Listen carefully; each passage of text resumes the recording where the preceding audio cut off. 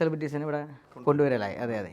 പക്ഷെ അങ്ങനെ കൊണ്ടുവരുമ്പോഴൊന്നും നമ്മൾ അങ്ങനെ ഒരു മെയിൻ ഫ്രെയിമിൽ കാലിൻ്റെ മണ്ണൊലിച്ചു പോയെന്നൊക്കെ പറഞ്ഞതിനൊക്കെ പെട്ടു, ശരിക്കും പെട്ടു. ഒരു 10-60 ലക്ഷം രൂപയ്ക്ക് മുകളിൽ നാട്ടിൽ കടമായി.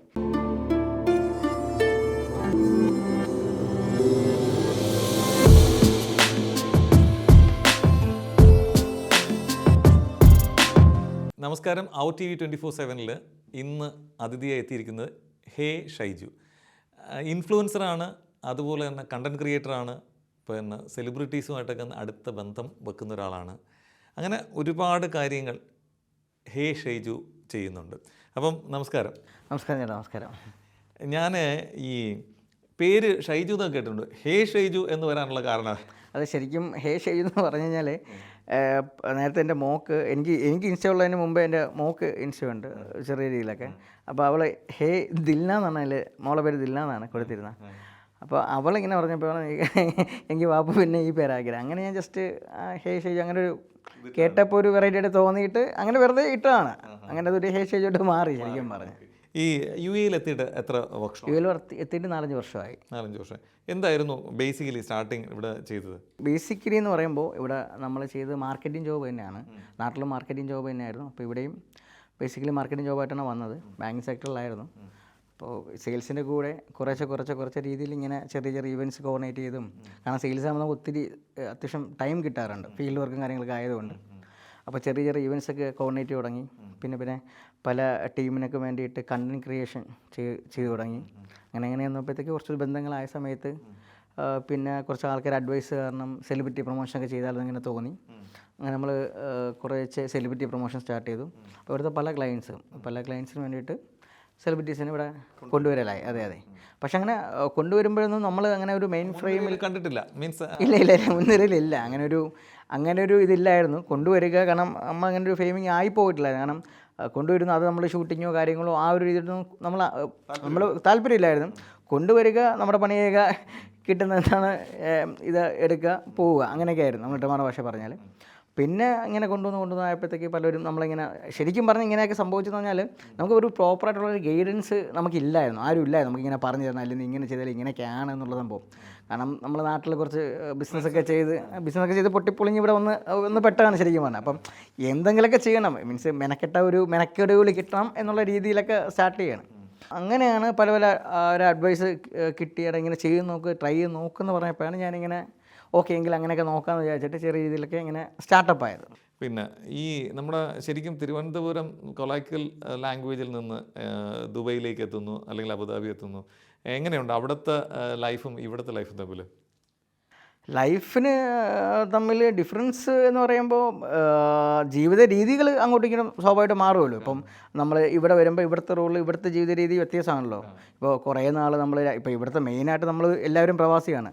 രാവിലെ എണീക്കുക, നമ്മൾ ഇത് കഴിഞ്ഞിട്ട് നേരെ ജോലിക്ക് പോവുക, പ്രഷറായി ടെൻഷനൊക്കെ തിരിച്ചു വരിക. നാട്ടിലെന്ന് പറയുമ്പോൾ അങ്ങനെയല്ല, കുറച്ചുകൂടെ വേറിട്ടൊരു സംഭവം. അത് എല്ലാവർക്കും, ഞാനെന്നാലും എല്ലാവർക്കും എന്തൊക്കെ നമ്മളിവിടെ ചെയ്താലും അത് നമുക്ക് എപ്പോഴും ആർട്ടിഫിഷ്യലായിട്ട് ഫീൽ ചെയ്യുള്ളൂ. നമ്മൾ നാട്ടിൽ പോകുമ്പോൾ അതെപ്പോഴും ഒരു നാച്ചുറാലിറ്റി നമുക്ക് ഓട്ടോമാറ്റിക് ഉണ്ടാവും. ഇപ്പോൾ ഒന്നും വേണ്ട, ഇപ്പോൾ ഞാൻ വീട്ടിൽ പോകുന്നു, ഫുഡ് കഴിക്കുന്നു, കുറച്ച് നേരം ഉറങ്ങുന്നു, ടെൻഷനില്ല. മറ്റേ സാറ് വിളിക്കുമോ അല്ലെങ്കിൽ ഇങ്ങനെ വിളിക്കും, നമുക്ക് എന്ത് പറഞ്ഞാൽ ഇങ്ങനെയാണ്. പിന്നെ അത് അങ്ങനെ ടെൻഷൻ ഇല്ല എന്നല്ല, മീൻസ് അവിടെ കുറച്ചുകൂടെ ഒരു നമ്മുടെ നാട് നമ്മുടെ ഇതല്ലേ സ്വാഭാവികമായിട്ട്. ആ ഒരു ഇതും ഇവിടെ തമ്മിൽ എന്തായാലും വ്യത്യാസമുണ്ട്. പക്ഷേ നമുക്ക് നമ്മുടെ ബാധ്യതകളും കാര്യങ്ങളും എല്ലാം ഞാനെന്നല്ല നമ്മളെപ്പോലെ എല്ലാവരും കൊണ്ടാണല്ലോ നമ്മളിവിടെ വരുന്നത് ഓട്ടോമാറ്റിക്കായിട്ട്. അപ്പം ഓരോ സെലിബ്രിറ്റിയെ കൊണ്ടുവന്നപ്പോഴും ഏറ്റവും കൂടുതൽ നമുക്ക് മനസ്സിൽ ഒരു അടുപ്പം തോന്നുന്ന വ്യക്തികളുണ്ടല്ലോ, അതാരാണ്? അല്ല, അടുപ്പം ഈ പറഞ്ഞ കണക്ക് സെലിബ്രിറ്റീസിനെ സംബന്ധിച്ച് പലരും എല്ലാവർക്കും ഓരോരുത്തരുടെ ക്യാരക്ടർ ഡിഫറൻസ് അല്ലേ. ഇപ്പോൾ എൻ്റെ ക്യാരക്ടർ അതുപോലെ ആയിരിക്കില്ല ചേട്ടൻ്റെ ക്യാരക്ടർ അല്ലേ. അപ്പോൾ ഓരോരുത്തർക്കും ഓരോരുത്തരും ഓരോ ടൈപ്പിൽ ഡിഫറൻസ് ആണ്. ഓരോ രീതിയിൽ ഓരോ കാഴ്ചപ്പാടിലുള്ള ഓരോ ആറ്റിറ്റ്യൂഡിലൊക്കെ വ്യത്യസ്തമുള്ളവരാണ്. പക്ഷെ നമ്മൾ അവരോട് ഇടപഴകുന്ന രീതിയിലാണ് ഏറ്റവും വലിയ കാര്യം. നമ്മളവരോട് എങ്ങനെ ഇടപഴകുന്നു, തിരിച്ച് അതുപോലെ അവരിടപഴകുന്നു. അവിടെ സെലിബ്രിറ്റിക്ക് അപ്പുറം അവർ നമ്മുടെ ഒരു സഹോദരനായിട്ടോ അല്ലെങ്കിൽ ഇപ്പം ഞാൻ എല്ലായിടത്തും പറയുന്നൊരു ഡയലോഗുണ്ട്. നമ്മളൊരു ക്ലൈൻ്റായിട്ട് നമ്മൾ കാണാറില്ല. ഇപ്പോൾ ഒരു സെലിബ്രിറ്റി വന്നാൽ നമ്മുടെ ഒരു ഉരുക്ക അല്ലെങ്കിൽ പെങ്ങൾ ആ ഒരു കൺസെപ്റ്റിലാണ് നമ്മൾ കാണുന്നത്. അവർ തിരിച്ചങ്ങോട്ട് തന്നെയാണ്. ഇതിലൊരു ബിസിനസ് ഉണ്ട്, ഇല്ല എന്നല്ല ഒരിക്കലും പറഞ്ഞത്. പക്ഷേ ബിസിനസ്സിലുപരി പോകുമ്പോഴാണ് അങ്ങോട്ടും ഇങ്ങോട്ടും ആ ഒരു സംഭവം വരുന്നത് ഓട്ടോമാറ്റിക്കായിട്ട്. സോ പിന്നെ ഇതൊക്കെ നമ്മളിപ്പോൾ നല്ല രീതിയിൽ എൻജോയ് ചെയ്യുന്നുണ്ട്. കാരണം നമുക്ക് ഒരുപാട് റെഫറൻസ് വരുന്നുണ്ട്. അതായത് ഇതുകൊണ്ട് പല ബിസിനസ് സ്ഥാപനങ്ങൾക്കും ഒത്തിരി ഉയർച്ചയെ വന്നിട്ടുള്ളൂ. ഇപ്പം നഷ്ടപ്പെട്ടവരും ഉണ്ടാവില്ല എന്ന് ഞാൻ ഒരിക്കലും പറയാനില്ല. ഇപ്പം നമ്മൾ കൊണ്ടുവന്നുകൊണ്ട് അവിടെ ഒരു പ്രോഗ്രാം ചെയ്തുകൊണ്ട് അതുകൊണ്ട് അവർക്ക് ബിസിനസ് കിട്ടിയെന്നല്ല ഞാൻ പറയുന്നത്. പക്ഷേ ആ ഒരു പ്രോഡക്റ്റിന് അല്ലെങ്കിൽ ആ ഒരു സ്ഥാപനത്തിന് എന്തായാലും റീച്ച് ഉണ്ടാകും. പിന്നെ സെയിൽസ് ഇൻക്രിമെൻറ്റ് ചെയ്യുക അല്ലെങ്കിൽ സെയിൽസ് ഉണ്ടാക്കുക എന്നുള്ള അവർ ഡിപ്പെൻസാണ്. അതിനുള്ള റീച്ച് നമുക്ക് ചെയ്തെടുക്കാൻ പറ്റും. കറക്റ്റ്. ഒരു സെലിബ്രിറ്റി വരിക എന്ന് പറഞ്ഞാൽ ആ ഒരു ക്രൗഡ് പുള്ളിങ് ആണ്. അത് അതെ, അതൊരു പെട്ടെന്ന് കഴിഞ്ഞിട്ട് പിന്നെ അതിനെ മെയിൻറ്റെയിൻ ചെയ്യുക എന്നുള്ളത് അവരുടെ മാത്രം ഇതാണ്. ഓക്കെ. അപ്പോൾ ഈ കേൾക്കുന്ന ആർക്കെങ്കിലും ഇപ്പം UAE-യിലോ അവർക്കൊരു സെലിബ്രിറ്റി വേണമെങ്കിൽ അത് എങ്ങനെയാണ്? ഇപ്പം ഷൈജുവിന് ഡയറക്റ്റ് കോൺടാക്ട് ചെയ്യാനുള്ള എന്താണ് മാർഗം? അല്ല, നമുക്ക് കുറേ നാൾ ഫിലിം ഫീൽഡിലൊക്കെ പണ്ട് വർക്ക് ചെയ്തിട്ടുണ്ട്. അപ്പോൾ അതിൻ്റെ കുറച്ച് കോൺടാക്ട്സ് ഉണ്ട്. പിന്നെ നമ്മളിവിടെ ഹെൽപ്പ് ചെയ്യുന്ന പല ആൾക്കാരുണ്ട്, നാട്ടിലും ഉണ്ട്. അപ്പോൾ എന്നെയും കാട്ടി കോർഡിനേഷൻ ചെയ്യുന്ന ഒരുപാട് ആൾക്കാർ ഇവിടെ ഉണ്ട് ഓട്ടോമാറ്റിക്. അവർക്കായിട്ടൊക്കെ ഇതിനെല്ലാം ബേസിക്കലി പറഞ്ഞൊരു ബന്ധമാണ്, റിലേഷൻഷിപ്പാണ്. പലവരായിട്ട് ഇങ്ങനെ കണക്ട് കോൺടാക്ട് ഉണ്ട്. പലവരായിട്ട് നാട്ടിൽ ഡയറക്റ്റ് കോൺടാക്റ്റ് ഉണ്ട്. ഇപ്പോൾ ഞാൻ എല്ലായിടത്തും പറയുന്നൊരു കാര്യമുണ്ട്. കാരണം ചിലവർ വാശി പിടിക്കും, നമുക്ക് ഇന്ന നടി തന്നെ വേണം അല്ലെങ്കിൽ ഇന്ന നടൻ തന്നെ വേണം, ഇവിടെ എത്തണം. ചിലപ്പോൾ അതിനൊക്കെ പേയ്മെൻറ്റ് വാല്യൂ ഭയങ്കര കൂടുതലായിരിക്കും ഓട്ടോമാറ്റിക്കായിട്ട്. അപ്പോൾ ഞാൻ എപ്പോഴും പറയുന്നത്, സാർ നിങ്ങളൊരു മാഡം നിങ്ങളൊരു ബഡ്ജറ്റിന് മുകളിൽ പോകും, അത് നാളെ അത് നിങ്ങൾക്ക് മാനേജ് ചെയ്യാൻ പറ്റുമോ ഇല്ലേ എന്നുള്ളത് നാളെ അയ്യോ ചെയ്തിട്ട് ഇങ്ങനെ ആയില്ല എന്ന് പറയാൻ പാടില്ലെന്ന് പറയും. അപ്പോൾ ഞാൻ കൂടുതലും സെലിബ്രിറ്റീസ് ഇവിടെ വരുമ്പോൾ ഓട്ടോമാറ്റിക്കായിട്ടും അവർ നമ്മളെ അറിയിക്കാറുണ്ട്. എന്തെങ്കിലും വർക്കോ പ്രൊമോഷനോ ബ്രാൻഡിങ്ങോ ഉണ്ടെങ്കിൽ നമ്മളത് പറയും. അപ്പോൾ നമ്മൾ വിത്തൗട്ട് അവരെ പെർമിഷൻ നമുക്ക് ചെയ്യാൻ പറ്റത്തില്ലല്ലോ. അപ്പോൾ നമ്മൾ ഓക്കെ അങ്ങനെ ആകുമ്പോൾ അപ്പോൾ ഞാൻ പറയും, അങ്ങനെ അവരിവിടെ വന്നിട്ട് നമ്മൾ പ്രൊമോഷൻ ചെയ്യുമ്പോൾ ബ്രാൻഡിങ് ചെയ്യുമ്പോൾ ഇനോഗ്രേഷനൊക്കെ കൊണ്ടുപോകുമ്പോൾ ആസ് പിന്നെ ക്ലയൻറ്റിന് എന്തായാലും നമ്മൾ അവിടെ നിന്ന് കൊണ്ടുവരുന്ന അത്രയും ഹ്യൂജ് എമൗണ്ട് ഉണ്ടാവുമല്ലോ. ഇപ്പോൾ അവരെ താമസം, അവരെ ചിലവുകൾ, അവർ ചിലപ്പോൾ അവരെ കൂടെ വേറെ അവരെ റിലേറ്റീവ്സ് അവരെ കോൺടാക്ട് ആൾക്കാരുണ്ടാവും ഓട്ടോമാറ്റിക്കായിട്ട്. അപ്പോൾ ഇവിടെ ഞാൻ കൂടുതലും കണക്ട് ചെയ്യാൻ ശ്രമിക്കുന്നത് ആൾക്കാർ ഇവിടെ വരുമ്പോൾ നമ്മളെ കോൺടാക്ട് ചെയ്യാറുണ്ട്, എസ്പെഷ്യലി സെലിബ്രിറ്റീസ്. സോ ഞാൻ അങ്ങനെ കണക്ട് ചെയ്യും. അപ്പോൾ അതൊരു ബഡ്ജറ്റ് ഓറിയൻറ്റഡ് രീതിയിൽ പോകും. ഇപ്പം നാട്ടിൽ നിന്ന് ഒരാളെ 10 ലക്ഷം രൂപയ്ക്ക് കൊണ്ടുവരുന്ന ആളെ നമുക്ക് ഇവിടെ ആണെങ്കിൽ അതിൻ്റെ പാതി കൊടുത്താൽ മതി. ഒരു എക്സാമ്പിൾ ഞാൻ പറയുന്നത് അതാണ്. ഓൾറെഡി അവരിവിടെ ഉണ്ട്. അപ്പം അത് അവർ ഒരു ഡേറ്റ് ചാർട്ടിങ് നമുക്ക് തരും. ഇന്ന ദിവസം ഇന്ന പ്രോഗ്രാം ഉണ്ടാവും. അപ്പോൾ ഇന്ന ദിവസം അവൈലബിൾ ആണ്, ഇന്ന ടൈമിലൊക്കെ അവൈലബിൾ ആണ്. അപ്പോൾ എന്തെങ്കിലും വർക്കോ കാര്യങ്ങളോ ഉണ്ടെങ്കിൽ നമുക്ക് ചെയ്യാം. ഓക്കെ. അപ്പം അങ്ങനെ വരുമ്പോൾ ഷൈജുവിനെ കോൺടാക്ട് ചെയ്യാൻ വേണ്ടി ഏതാണ് നമ്പർ? തീർച്ചയായിട്ടും എല്ലാവർക്കും അറിയാവുന്ന നമ്പർ തന്നെയാണ്. എൻ്റെ നമ്പർ 056-166-7822. ഓക്കെ, നമ്മളിവിടെ എഴുതി കൊടുക്കുകയാണ്. അപ്പോൾ ആൾക്കാർക്ക് വേണമെങ്കിൽ ശരിക്കും ഷൈജുവിനെ തന്നെ വിളിക്കാം. അതെ, തീർച്ചയായും. Thank you. ഇപ്പോൾ നമ്മുടെ ഭാഗത്ത് നിന്ന് സെലിബ്രിറ്റി മാനേജ്മെൻറ്റ് മാത്രമല്ല, നമ്മൾ വ്ളോഗ് ചെയ്യുന്നുണ്ട്, വ്ളോഗിങ് കണ്ടൻറ്റ് ചെയ്ത് കൊടുക്കുന്നുണ്ട്. അതുകൂടാതെ പല ബിസിനസ് സ്ഥാപനത്തിന് വേണ്ടിയിട്ട് ആഡ് റൺ ചെയ്ത് കൊടുക്കുന്നുണ്ട്. അങ്ങനെ ഇവൻറ്റ്സ് നമ്മൾ ചെയ്തു കൊടുക്കുന്നുണ്ട്.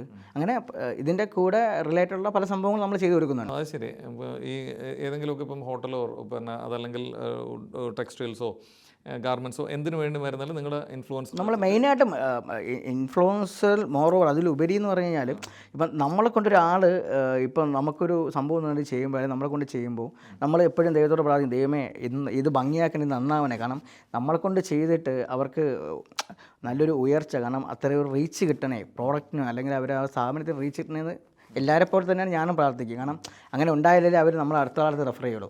ഇപ്പോൾ ഷായിച്ചേട്ടൻ ഞാൻ വന്നിരിക്കുന്നു, ഷായിച്ചേട്ടന് ഇപ്പം നമ്മളെ കൊണ്ടൊരു വർക്ക് ചെയ്തു അല്ലെങ്കിൽ ഷായിച്ചേട്ടൻ ഓട്ടോമാറ്റിക്കലി റീച്ച് ആകുമ്പോൾ ഷായിച്ചേട്ടൻ എടാ ഇങ്ങനെ ഒരു പയ്യനുണ്ട് ഇങ്ങനെ ചെയ്ത് കൊടുക്കുന്നു, നമ്മൾ കോമൺലി നമ്മൾ പറയില്ല, അതുപോലെ തന്നെ അല്ല, വേറെ സംഭവമൊന്നുമില്ല. പക്ഷേ നമ്മൾ ചെയ്യുമ്പോൾ നമ്മൾ അത്രയും ആത്മാർത്ഥമായിട്ട് അവിടെ അത് ചെയ്യും. അവിടെ വേറെ കള്ളത്തരോ കാര്യങ്ങളൊന്നുമില്ല, അത്രയും ഡെഡിക്കേറ്റഡ് ആയിട്ട് ചെയ്യും. നമ്മളെ കൊണ്ടാവുന്ന രീതിയിൽ നമ്മൾ അവർക്കുള്ള റീച്ച് ഉണ്ടാക്കാൻ മാക്സിമം ശ്രമിക്കും. അവർക്ക് റീച്ച് ഉണ്ടാകുമ്പോൾ മാത്രമാണ് നമ്മളെപ്പോലുള്ള പല ആൾക്കാരും തേടി വരുന്നത്. തീർച്ചയായിട്ടും. അപ്പോൾ അതൊരു നല്ല ഇൻഫ്ലുവൻസറിൻ്റെ ഒരു ഇതാണ്. താങ്ക് യു ചേട്ടാ, താങ്ക് യു. അതല്ല, അത് പറയുമ്പോൾ നമുക്ക് മനസ്സിൽ തന്നെ ഇപ്പം ഒരാൾ ചെയ്യുമ്പോൾ എനിക്ക് പൈസ മാത്രമല്ല, എനിക്ക് അവരും കൂടെ അത് മാക്സിമം എൻജോയ് ചെയ്യണം, എങ്കിൽ മാത്രമേ നമുക്ക് ഒരു നിലനിൽപ്പുള്ളൂ. അത് പലരും അങ്ങനെ നോക്കാറില്ല പല കാരണങ്ങളാൽ. പക്ഷേ ഷൈജു അങ്ങനെ നോക്കുന്നു എന്നുള്ളത് പറയുന്നത് ഏറ്റവും നല്ല കാര്യം. അപ്പോൾ അല്ല, അതാണ് ഞാൻ പറഞ്ഞത്. ഞാൻ വളരെ ഷോർട്ട് പീരീഡ് കൊണ്ടാണ് നമ്മുടെ ഒരു പേര് 10 പേര് അറിഞ്ഞു തുടങ്ങി, നമ്മൾ വിളിച്ചു തുടങ്ങിയതൊക്കെ. നമ്മളതിനുവേണ്ടി ഒരുപാട് ഹാർഡ് വർക്ക് ചെയ്തിട്ടുണ്ട്. ഇപ്പോൾ നമ്മൾ പലയിടത്തും പോയിട്ട് നമ്മൾ ഫ്രീ ആയിട്ട് ഒരുപാട് പരസ്യം ചെയ്ത് കൊടുത്തിട്ടുണ്ട് അവർക്ക്. കാരണം അവർ വളർന്നതോടൊപ്പം നമുക്ക് റീച്ച് കിട്ടുക എന്നുള്ള രീതി നമ്മൾ അത്ര ഹാർഡ് വർക്ക് ചെയ്തിട്ടാണ് നമ്മൾ വലിയ നിലയിലെത്തിയെന്നല്ലേ പറഞ്ഞത്. നമ്മൾ ഇങ്ങനെയൊക്കെ നമുക്ക് ഒരു 10, കാരണം വളരെ ഷോർട്ട് പീരീഡ് കൊണ്ടാണ്. കാരണം അതെന്ന് പറഞ്ഞാൽ എന്ത് നമ്മൾ ആത്മാർത്ഥമായിട്ട് ചെയ്താലും അതിൻ്റെ ഒരു ഫലം ഉണ്ടാവില്ലേ, അത് എല്ലാവർക്കും അത്രയേ ഉള്ളൂ. അതിൽ വേറെ ഒരു മാജിക്കും ഇല്ല. ഇത്രയും സംസാരിച്ചതിൽ എനിക്ക് എൻ്റെ ഒരു ക്യൂരിയോസിറ്റിയാണ്, എന്തുകൊണ്ട് അബുദാബിയിലേക്ക് എത്തി? അബുദാബിയിലല്ല, ശരിക്കും ഞാൻ അബുദാബി ബേസായിട്ട് വന്നതൊന്നുമല്ല. ശരിക്കും പറഞ്ഞാൽ നാട്ടിൽ ഞാൻ പറഞ്ഞില്ലേ നേരത്തെ പറഞ്ഞ കണക്ക് സെയിൽസ് മാർക്കറ്റിംഗ് ഫീൽഡിലായിരുന്നു. അപ്പോൾ പല കമ്പനിക്ക് വേണ്ടി ഞാൻ മാനേജറായിട്ടും ഏരിയ മാനേജറായിട്ടും സെയിൽസ് എക്സിക്യൂട്ടീവായിട്ടും സെയിൽസ് റെപ്രസെൻറ്റേറ്റീവായിട്ടൊക്കെ വർക്ക് ചെയ്തിട്ടുണ്ടായിരുന്നു. പക്ഷേ അങ്ങനെ ചെയ്ത് വന്നപ്പോഴത്തേക്ക് എനിക്ക് സ്വന്തമായിട്ട് സ്ഥാപനം തുടങ്ങിയാൽ കൊള്ളാമെന്നുണ്ട് ആഗ്രഹം ഉണ്ടായിരുന്നു. അങ്ങനെ ഒരു സ്വന്തമായിട്ട് സ്ഥാപനം തുടങ്ങി. നില ടൈൽസ് എന്നതിൻ്റെ പേര്. ഒരു tiles, sanitary ware, CP fittings ഒരു ഷോപ്പായിരുന്നു. അത്യാവശ്യം ഒരു ഹ്യൂജ് ഷോപ്പായിരുന്നു. നല്ലൊരു ഹ്യൂജ് എമൗണ്ട് അതിന് നല്ലൊരു എമൗണ്ട് മുടക്കേണ്ടി വന്നു. വൈഫിൻ്റെ താലിമാല അടക്കം പണയം വെച്ചാണ് അത് ചെയ്തത്. പക്ഷേ അതെന്തോ ഞാൻ ചെയ്തുകൊണ്ടാണെന്നല്ല, കാരണം എൻ്റെ എപ്പോഴും അമ്മ പറയും നിനക്ക് ബിസിനസ് പറ്റത്തില്ല, നമുക്ക് ബിസിനസ്സിൽ സെൻറ്റിമെൻറ്റ്സ് പറ്റത്തില്ല എന്നുള്ളത്. അപ്പോൾ ശരിക്കും അത് തന്നെയാണ് സംഭവിച്ചു. സെൻറ്റിമെൻറ്റ്സായി നമുക്ക് പല പരിചയമുള്ള. ഇപ്പം എനിക്ക് സ്വന്തമായിട്ട് വീടും കാര്യങ്ങളൊന്നും ഇല്ലായിരുന്നു. അപ്പോൾ ഞാൻ 10-22 വർഷം വാടക വീട്ടിലാണ് താമസിച്ചുകൊണ്ടിരുന്നത്. അപ്പോൾ പലവരും നമ്മുടെ അടുത്ത് വന്നിട്ട് സ്വാഭാവികമായിട്ടും എടാ വീട്ടിൽ നമുക്ക് ഇങ്ങനെയില്ല, നമുക്കിങ്ങനെ ഒന്ന് ഹെൽപ്പ് ചെയ്യുമെന്ന് പറയുമ്പോൾ നമ്മൾ പലവർക്കും വേണ്ടിയിട്ട് നമ്മൾ കുറച്ചൊക്കെ ഹെൽപ്പ് ചെയ്യും. മീൻസ് ഒരു എക്സാമ്പിൾ ഞാൻ പറയും. ഇപ്പോൾ 1 ലക്ഷം രൂപയുള്ള ഒരാൾ ഒരു 1 ലക്ഷം രൂപയ്ക്ക് ടൈൽ എടുക്കാൻ വരുന്ന ചിലപ്പോൾ 20,000 30,000 അഡ്വാൻസ് തന്നിട്ട് ബാക്കി തരാമെന്ന് പറയും. അവർ വീട് പാലയച്ചങ്ങ് പോകും. അല്ലെങ്കിൽ ഒരു കല്യാണം. അപ്പോൾ നമുക്ക് അങ്ങനെ ഫ്രണ്ട്സുകൾ അങ്ങനെ പലരും ഉണ്ട്. ഫ്രണ്ട്സ് മാത്രമല്ല അങ്ങനെ. അപ്പോൾ നമ്മളെന്ത് ചെയ്യും, ബിസിനസ്സിൽ കുറച്ച് സെൻറ്റിമെൻറ്റ്സ് ആണെങ്കിൽ വിട്ടുവീഴ്ച ചെയ്യും. അതും കൊടുക്കുന്ന വളരെ മാർജിൻ കുറച്ചിട്ടായിരിക്കും കൊടുക്കുന്ന, ചെറിയൊരു മാർജിൻ എടുത്തിട്ട്. പക്ഷെ അവർ കിട്ടുമല്ലോ എന്ന് പറഞ്ഞിട്ട്. പക്ഷേ അങ്ങനെ നമ്മുടെ കയ്യിൽ നിന്ന് പാളിപ്പോയി. പിന്നെ അതിൻ്റെ ഇടയ്ക്ക് ഒരു കോവിഡൊക്കെ വന്നു. അപ്പോൾ ഈ ഫണ്ടിങ് കറക്റ്റായിട്ട് നടന്നില്ല. അങ്ങനെയൊക്കെ വന്ന സമയത്ത് ഞാൻ ശരിക്കും പറഞ്ഞാൽ കാലിൻ്റെ മണ്ണൊലിച്ചു പോയെന്നൊക്കെ പറഞ്ഞ് എനിക്ക് ശരിക്കും പെട്ടു. ഒരു 10-60 ലക്ഷം രൂപയ്ക്ക് മുകളിൽ നാട്ടിൽ കടമായി. പിടിച്ച് നിൽക്കാൻ പറ്റാത്ത അവസ്ഥയായി. ശരിക്കും പറഞ്ഞാൽ ഓപ്പണായിട്ട് പറഞ്ഞാൽ കുഞ്ഞിന് പാല് വാങ്ങിക്കാൻ പോലും പറ്റാത്തൊരവസ്ഥ ഉണ്ടായിരുന്നു. കുഞ്ഞിന് പാല് വാങ്ങിച്ചു കൊടുക്കാൻ പറ്റാത്തൊരവസ്ഥ ഉണ്ടായിരുന്നു. അങ്ങനെ നിന്ന സമയത്ത് എൻ്റെ ഒരു ആ പേര് ഇവിടെ ഒന്ന് എടുത്തു പറയാൻ തോന്നുന്നു. വേറെ ഒന്നുമില്ല, എൻ്റെ ഒരു സുഹൃത്ത് ഫൈസൽ യൂസുഫ്, ഫൈസലാണ് എന്നെ ഇവിടെ കൊണ്ടുവരുന്നത്. ഞാൻ ഇവിടെ വരുന്നത് ശരിക്കും പറഞ്ഞാൽ അജ്മാനില്ല, ഷാർജയിലാണ് ഞാൻ ഇവിടെ വരുന്നത്. ഇവിടെ നിന്നാണ് ഞാൻ അബുദാബിയിലോട്ട് ചേക്കേറിയതും പിന്നെ ഇങ്ങനെ സംഭവത്തോട്ട് ഇങ്ങനെയൊക്കെ വന്നത്. 5 മാസമാണ്. ഓക്കെ, അതൊരു ഏതായാലും മനസ്സിലെപ്പോഴും അതുണ്ടാവുമല്ലോ. കാരണം നമ്മൾ ഈ UAE മണ്ണെന്ന് പറഞ്ഞാൽ പ്രവാസികളെ പലരെയും ഒരുപാട് ഉയരങ്ങളിൽ എത്തിച്ചിട്ടുണ്ട്. അത്യാവശ്യം കുഴപ്പമില്ലാത്ത രീതിയിൽ തന്നെ ഇപ്പോഴും പ്രവാസത്തിൽ നിൽക്കുന്ന ആൾക്കാരുണ്ട്. എല്ലാം ഈ മണ്ണിൻ്റെ, അതായത് നമ്മുടെ നാട് പെറ്റമ്മ നാടാണെങ്കിൽ ഇതൊരു പോറ്റമ്മ നാടാണ്. അതിൻ്റെ ഒരു നന്മ എപ്പോഴും എല്ലാവർക്കും ഉണ്ടാവും. പിന്നെ നന്മ ചെയ്തുകൊണ്ടാണ്. പിന്നെ നമ്മുടെ ഫാമിലിയുടെ സപ്പോർട്ട്, വൈഫിൻ്റെ സപ്പോർട്ട്, അമ്മയുടെ സപ്പോർട്ട്, അതൊക്കെ എല്ലാം കൂടെ വന്നുകൊണ്ട് മാത്രമാണ് എനിക്ക് ഇങ്ങോട്ട് പിടിച്ചിരിക്കാൻ പറ്റും. കാരണം ഇവിടെ നമ്മൾ ഈസിയായിട്ട് പറയുമ്പോൾ നമ്മൾ വന്നു, പക്ഷേ നാട്ടിൽ ഭയങ്കര സ്ട്രഗ്ലിംഗ് പീരീഡ് ആയിരുന്നു. കാരണം കടവും കടക്കാരും ബഹളവുമായിട്ടൊക്കെ നാട്ടിൽ അവരാണ് ഇതൊക്കെ മാനേജ് ചെയ്തത്. ഞാൻ ഇവിടെ നിന്ന് ഫോണിൽ കൂടെ ഇങ്ങനെ ഇങ്ങനെ ചെയ്യാൻ പറയാനല്ലേ പറ്റുള്ളൂ. പക്ഷേ എല്ലാവരും സപ്പോർട്ടും പ്രാർത്ഥനയും അനുഗ്രഹം കൊണ്ട് നമ്മളിങ്ങനെയൊക്കെ അങ്ങ് പോകുന്നു. പിന്നെ ഒരു കുഞ്ഞു പോയിൻ്റ് എല്ലാവർക്കും പറയാനുള്ളത്, പലരും ചിന്തിക്കുന്നത് നമ്മളിവിടെ വരുന്നു, ഫ്ലറിഷ് ചെയ്യുന്നു, ആടിപ്പാടുന്നു, അങ്ങനെ പോകുന്നു, ഇങ്ങനെ പോകുന്നു. ഇതിൻ്റെയൊക്കെ വാസ്തവം എന്ന് പറഞ്ഞാൽ ഇത് നമ്മുടെ ഒരു പ്രൊഫഷനാണ് ശരിക്കും പറഞ്ഞാൽ. ഇല്ലേ, ഇതൊരു പ്രൊഫഷനാണ്. അത് നമുക്ക് നമ്മളത് അങ്ങനെ കാണിച്ചാലല്ലേ പറ്റുള്ളൂ ഓട്ടോമാറ്റിക്കായി. പലരും ചിന്തിക്കുന്നതെന്ന് പറഞ്ഞാൽ നമ്മളിവിടെ നിന്ന് എന്തോ വരുന്നു, ലക്ഷ്യങ്ങൾ വാരി കൂട്ടുന്നു, ഇങ്ങനെയൊക്കെയുള്ള ലൈഫ് എന്നാണ് ചിന്തിക്കുന്നത്. അത് എനിക്കറിയത്തില്ല, അത് നമുക്ക് ആരും പറഞ്ഞ് മനസ്സിലാക്കാനും പറ്റത്തില്ല. അത് നമ്മുടെ ഒരു ജോബിൻ്റെ, അത് ശരിക്കും ജോബിൻ്റെ basically job, part of job. അതെ, അതങ്ങനെ കാണിച്ചാലാണ് അതിൻ്റെ നിലനിൽപ്പ്. നമ്മൾ എത്രത്തോളം നന്നായി എക്സ്പ്ലോർ ചെയ്യുമോ അത്രത്തോളം നന്നായി തന്നെ. അല്ല, തീർച്ചയായും നമുക്കിപ്പോൾ നമ്മളിപ്പോൾ ഒരു ഷോപ്പിൽ ഒരു സംഭവം ചെയ്യുന്നു പറയുമ്പോൾ അവിടെ നമ്മളിപ്പോൾ ഒരു വള്ളി ചെരുപ്പ് വിട്ട് നമ്മളിങ്ങനെ പോയിട്ട് അതിങ്ങനെ ചെയ്ത് കഴിഞ്ഞാൽ 10 പേര് കാണത്തില്ല. കാരണം ആ ഷോപ്പിൻ്റെ ക്രെഡിറ്റബിലിറ്റി അത് ബാധിക്കും, ഓട്ടോമാറ്റിക് അവരുടെ ബ്രാൻഡിനെ അത് ബാധിക്കും. അപ്പോൾ സ്വാഭാവികമായിട്ട് നമുക്കങ്ങനെ പല കാര്യങ്ങളും ആ രീതിയിൽ തന്നെ ചെയ്യേണ്ടി വരും. അതൊക്കെ തന്നെയാണ് ഇവിടെ നടക്കുന്നത്, വേറെ ഒന്നുമില്ല ചേട്ടാ. തീർച്ചയായിട്ടും വളരെ സന്തോഷം. ഈ ചെറിയ സമയത്ത് ഓടി നമ്മളടുത്തേക്ക് വരികയും നമ്മൾ തമ്മിൽ ഇങ്ങനെ കാണാനും സംസാരിക്കാനും ഒക്കെ ഇടയായതിൽ തീർച്ചയായിട്ടും വീണ്ടും നമുക്ക് കാണാം. പുതിയ ഈവൻറ്റുകളുമായിട്ട് ഒരുപാട് ഉയരങ്ങളിലേക്ക് പോട്ടെ. മറ്റൊരു സെലിബ്രിറ്റിയായി ദൈവം അനുഗ്രഹിക്കട്ടെ എന്നെയും ചേട്ടനെയും. തീർച്ചയായിട്ടും. അപ്പോൾ സന്തോഷം. താങ്ക്സ് ചേട്ടാ, താങ്ക് യു. എന്തായാലും ചേട്ടൻ ഇത്രയും വിലപ്പെട്ട സമയം നമുക്ക് വേണ്ടി മാറ്റി വെച്ചതിൽ സന്തോഷം മാത്രമേ ഉള്ളൂ. Thank you.